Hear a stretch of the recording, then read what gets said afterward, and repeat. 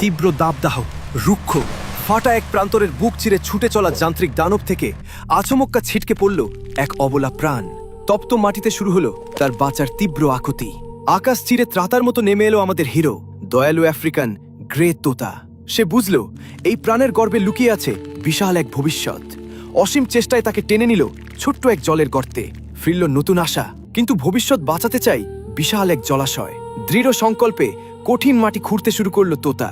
একা লড়তে লড়তে একসময় ক্লান্ত শরীর লুটিয়ে পড়ল, বেদনায় চোখ ভিজে উঠল তার। তবে কি এখানেই শেষ? না, নিঃস্বার্থ কান্নায় প্রকৃতিও সাড়া দেয়। আকাশ ছেয়ে গেল হাজারো সাদা দানায়, নেমে এলো কাকাতুয়ার বিশাল বহর। সবার সম্মিলিত শক্তিতে চোখের পলকেই ফাটা প্রান্তর রূপ নিল এক বিশাল গর্তে।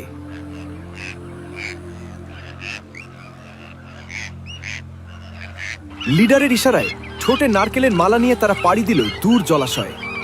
নীল আকাশের বুকে জল নিয়ে উড়ে আসার সেই দৃশ্য যেন অদ্ভুত এক ক্যানভাস। হাজারো পাখির আনা বিন্দু বিন্দু জলেই কানায় কানায় ভরে উঠল স্বপ্নের মহা জলাশয়। পরম মমতায় প্রাণটিকে তার নতুন বিশাল ঠিকানায় ফিরিয়ে দেওয়া হলো। আর ভবিষ্যৎ সুরক্ষিত রাখতে লিডার ও তার বন্ধুরা পুকুরের চারপাশে রোপণ করল অসংখ্য ফলের চারা। সময়ের সাথে সেই চারা আজ সুবিশাল বাগান, জলেও আজ অসংখ্য নতুন প্রাণের উৎসব। গোধূলির শান্ত আলোয় হিরোদের নীরব বার্তা, কখনো হাল ছাড়বেন না। একা আমরা এক বিন্দু, একসাথে আমরা বিশাল মহাসাগর। প্রকৃতির প্রতি দয়া দেখান, সে হাজার গুণে ফিরিয়ে দেবে। গল্পটি হৃদয় ছুঁলে ভিডিওতে একটি লাইক দিন এবং ফলো করে সাথেই থাকুন।